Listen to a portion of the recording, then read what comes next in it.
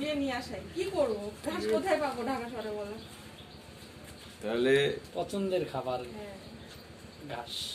র্যাবিটের খাওয়া নিয়ে অনেক ঝামেলা হয়। দেখি চেক করে কি দিই। বিসমিল্লাহ। দেখো তুমি দেখবে, ভয় পেও না। দেখবে, আঙ্কেল তোমাকে দেখবে। আমার পোষা বিলাই ধইরা তারে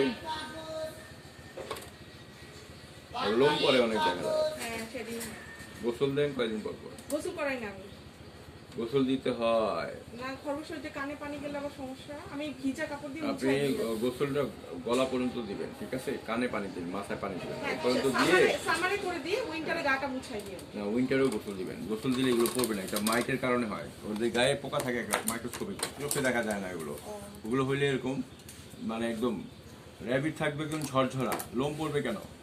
লোম কেন পড়বে? ওই আমি কুংফু ক্যারাটি করবো। আস্তে আস্তে আস্তে, ও কিন্তু খুব ভয় পায়। ভয় পায় না কাকু। আচ্ছা।